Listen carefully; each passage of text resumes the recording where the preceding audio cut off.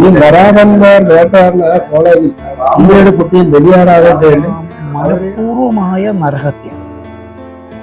ഒരു സംശയമില്ല, കൊലക്കുറ്റത്തിനാണ് അവരുടെ പേരിൽ കേസെടുക്കുന്നത്. അല്ലെങ്കിൽ വേറെ എന്തെങ്കിലും ആഡംബര സൗകര്യങ്ങൾ ചെയ്താലും എന്റെ നഷ്ടപ്പെട്ട മോളെ തിരിച്ചു കിട്ടും. അവർക്കൊന്നും അധ്യാപകരായിരിക്കാനുള്ള പ്രാഥമികമായ അർഹത പോലും അവർക്കില്ല. അവരെല്ലാം വെറും ക്രിമിനലുകളാണ്. കണ്ണൂർ അഞ്ചരക്കണ്ടിയിലെ ദന്തൽ കോളേജിൽ ജാതി അധിക്ഷേപത്തെ തുടർന്ന് മരണപ്പെട്ട നിതിൻ രാജിന്റെ കുടുംബത്തോടൊപ്പം നമ്മൾ ചേരുകയാണ്. ഞങ്ങൾക്ക് ഈ വാർത്ത റിപ്പോർട്ട് ചെയ്യുമ്പോൾ പോലും അങ്ങേയറ്റം സങ്കടത്തോടു കൂടി എനിക്ക് പിന്നിൽ നിന്നും ആ അമ്മയുടെ നിലവിളി കേൾക്കുന്നുണ്ട്. ജാതി അധിക്ഷേപത്തിന്റെ പേരിൽ, നിറത്തിന്റെ പേരിൽ, പണത്തിന്റെ പേരിലാണ് ഒരു കുട്ടി ആത്മഹത്യ ചെയ്തത്. അതിന് കാരണക്കാരായ 2 അധ്യാപകർ ഇപ്പോഴും ഒളിവിലാണ്. അവരെ കണ്ടെത്താനോ അവർക്ക് വേണ്ടിയുള്ള നടപടിയെടുക്കാനോ ശ്രമിക്കുന്നില്ല.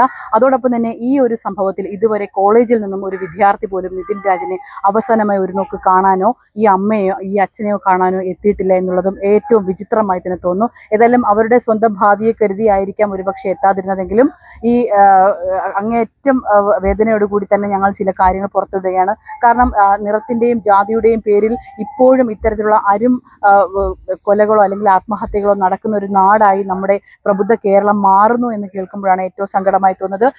എത്ര അവഗണനകൾ അല്ലെങ്കിൽ എത്ര ചൂഷണങ്ങൾ, എത്ര ആത്മഹത്യകൾ ഞങ്ങൾ റിപ്പോർട്ട് ചെയ്തിരിക്കുന്നു. ഇപ്പോഴും ഇതിനൊരു നടപടിയില്ല എന്നുള്ളതാണ് ഏറ്റവും സങ്കടകരമായ കാര്യം.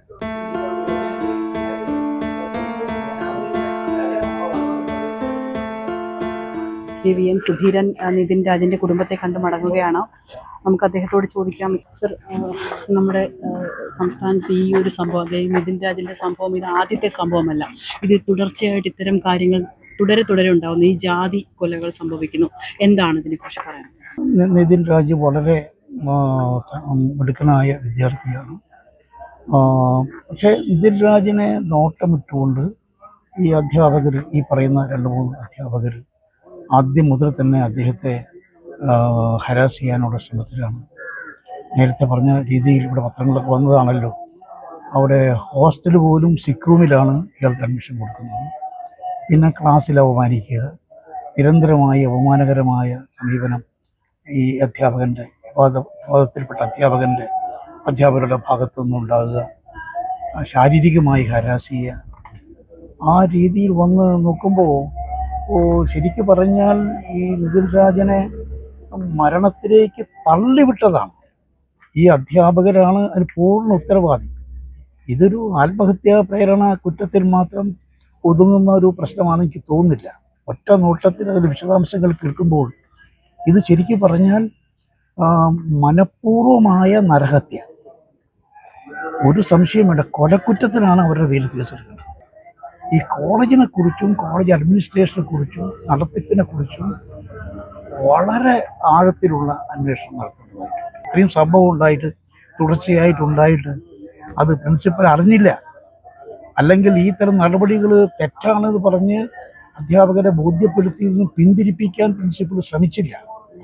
അധ്യാപകരാണെങ്കിൽ ഡെലിബറേറ്റാണ്, വളരെ മനഃപൂർവ്വം. സത്യം പറഞ്ഞാൽ അവരൊക്കെ ഒരു അധ്യാപകരല്ല, ഒരു ക്രിമിനൽ മനോഭാവത്തോടു കൂടിയാണ് അവർ പ്രവർത്തിക്കുന്നത്. അവർക്കൊന്നും അധ്യാപകരായിരിക്കാനുള്ള പ്രാഥമികമായ അർഹത പോലും അവർക്കില്ല.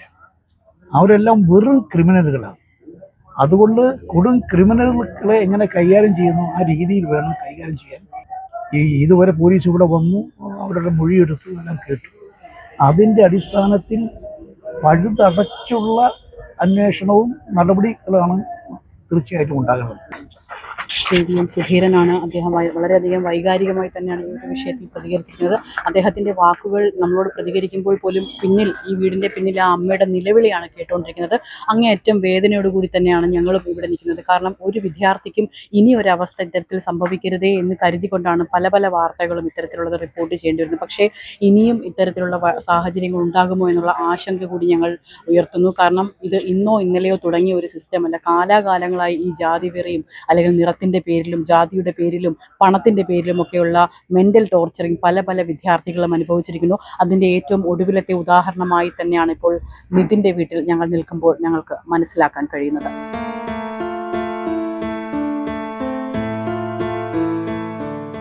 ഒരുപാട് കുട്ടികളോട് പ്രതികരിച്ചാൽ അവരുടെ ഇന്റേണൽ മാർക്ക് കണ്ടെത്താം. നമുക്ക് അവരെ 7 വർഷം 8 വർഷം പഠിപ്പിച്ചിട്ട് MBBS പാസ്സാകാൻ സമ്മതിക്കും. 5 വർഷം കോഴ്സിന് ഒരു 8 വർഷം 9 വർഷം വരെ ടോർച്ചർ. അത് പേടിച്ച് ആരും വരുകയില്ല. രണ്ടാമത് അവരുടെ മാതാപിതാക്കളുടെ വില ഇവരെ കാര്യത്തിൽ ഇറങ്ങുന്നു. നമ്മൾ അത്രയും കഷ്ടപ്പെട്ട് പൈസ കൊണ്ടാണ് നിങ്ങളെ പഠിപ്പിക്കുന്നത്. അപ്പോൾ അതിനുവേണ്ടി നിങ്ങളുടെ ഭാവി ലക്ഷ്യമാക്കി പോകുന്നു. ഒരു കാര്യമുണ്ടെങ്കിൽ ആ സൈഡിലേക്ക് നോക്കാം. കാര്യങ്ങൾ അറിയാമെന്നുള്ളതുകൊണ്ട് അവർ പറയും. പക്ഷെ ഇപ്പൊ ബലിയാനായിട്ട് ഓരോരുത്തർക്കും ഇപ്പൊ പല വാഗ്ദാനങ്ങളും ഈ സംഭവത്തോടനുബന്ധിച്ച് വന്നേക്കാം. പക്ഷേ നിങ്ങളുടെ നഷ്ടപ്പെട്ട മകനെ തിരിച്ചു കിട്ടില്ല. ആ കോളേജിൽ അനുഭവിച്ച പുതിയ പീഡനം സഹോദരിമാരോടെ പറഞ്ഞിട്ട് അച്ഛനമ്മമാരോടെ പറയല്ലേ അവർ വേദനിക്കും എന്ന് പറയുന്നത് എന്റെ മകന്റെ ആത്മാവിന് ശാന്തി കിട്ടും. ഒരാളൊരു വീട് വെച്ച് തന്നാലും അങ്ങനെ അല്ലെങ്കിൽ വണ്ടി വെച്ച് തന്നാലും അല്ലെങ്കിൽ വേറെ എന്തെങ്കിലും ആഡംബര സൗകര്യങ്ങൾ ചെയ്താലും എന്റെ നഷ്ടപ്പെട്ട മകനെ തിരിച്ചു കിട്ടും. പക്ഷേ ഈ വരാതന്മാർ നേട്ടാറിന് ആ കോളേജിൽ അമ്മയുടെ കുട്ടിയും ബലിയാടാകുകയും ചെയ്യല് അവര് ഇത്തരത്തിലുള്ള ചെറ്റത്തരങ്ങളാണ് മറ്റുള്ള പെണ്ണാടിത്തരങ്ങൾ കാണിക്കാൻ പാടില്ല. കാരണം കണ്ണൂരെന്ന് പറയുന്നത് ഉല്ലാസത്തിന്റെ നാടാണെങ്കിലും ഒരു കോളേജിനകത്ത് നടക്കുമെന്ന് ഞാൻ സ്വപ്നത്തിൽ പോലും വിചാരിച്ചില്ല. എന്നാൽ എന്റെ മകൻ ഞാൻ അഡ്മിഷൻ അവിടെ നേടിക്കൊടുക്കില്ല. കാരണം അവൻ നേടിയെങ്കിലും ഞാനെന്റെ കൊണ്ട് അഡ്മിഷൻ ആക്കി എല്ലാ കാര്യങ്ങളും ചെയ്യും. അന്നൊരു സെമിനാർ ഉണ്ടാകും. അഡ്മിഷൻ കഴിഞ്ഞിട്ട് ഞങ്ങളോട് എല്ലാവരും ഇരിക്കാൻ പറയും. അപ്പൊ ഇതിന്റെ ഫ്രണ്ട്സും കേട്ടും എല്ലാം തന്നിട്ട് അത് സെമിനാർ ഉണ്ടാകും. സെമിനാറിൽ പങ്കെടുത്തതിൽ ഫസ്റ്റ് ഇയർ സ്റ്റുഡന്റിന് ഫസ്റ്റിന് പോകണമെന്ന മോനാണ്. ഒന്ന് കുട്ടികളെ രക്ഷപ്പെടുത്തി നല്ല കോളേജുകളിൽ സ്റ്റാൻഡേർഡുള്ള കോളേജുകളിൽ പഠിച്ച് അവരുടെ ഭാവി. ഇന്നലെ ഒരു പെൺകുട്ടി വളരെ സങ്കടത്തോടു കൂടിയാണ് ഇന്നലെ ഒരു പെൺകുട്ടി പ്രതികരിച്ചത്. ഇത്രയും കാലം അത് തേർഡ് ഇയർ ആണെന്നാണ് പറഞ്ഞത്. ഈ കഴിഞ്ഞു പോയ വർഷങ്ങളെല്ലാം അവരെല്ലാം സഹിക്കുകയായിരുന്നു. ഈ കോളേജിന്റെ അംഗീകാരം റദ്ദ് ചെയ്യണമെന്നാണ് ഇപ്പോൾ നിതിൻ രാജിന്റെ അച്ഛൻ ആവശ്യപ്പെടുന്നത്. തീർച്ചയായിട്ടും അത് 100% ശരിയായ കാര്യം തന്നെയാണ്. ഈ കോളേജിൽ നടക്കുന്ന കാര്യങ്ങളൊന്നും തന്നെ ഇപ്പോഴും പുറം ലോകം അറിയാത്ത ഒരുപാട് കാര്യങ്ങളുണ്ട്. ഒരുപാട് വിദ്യാർത്ഥികളാണ് ഇപ്പോൾ ഈ ഒരു സംഭവത്തിന് ശേഷം അവർ നേരിട്ട അനുഭവങ്ങളെ കുറിച്ച് മുന്നോട്ട് വന്നിരിക്കുന്നത്.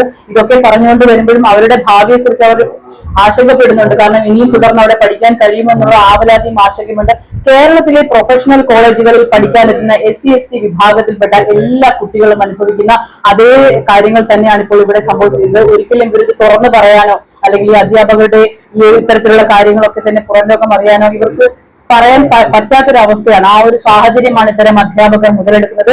ഏതായാലും ഈ സംഭവത്തിൽ ഒളിവിൽ പോയ അധ്യാപകർക്കെതിരെ ഇപ്പോൾ ലുക്കൌട്ട് നോട്ടീസ് അടക്കം പുറപ്പെടുവിച്ച് ഇവരെ എത്രയും പെട്ടെന്ന് നിയമത്തിന് മുന്നിൽ കൊണ്ടുവരണമെന്നാണ് ഞങ്ങളടക്കമുള്ള മാധ്യമ പ്രവർത്തകർ ആവശ്യപ്പെടുന്നത്. ക്യാമറമാൻ ബിബിൻ വേണുവിനോടൊപ്പം ബിബിൻസൺ, വിസ്മയ ന്യൂസ്.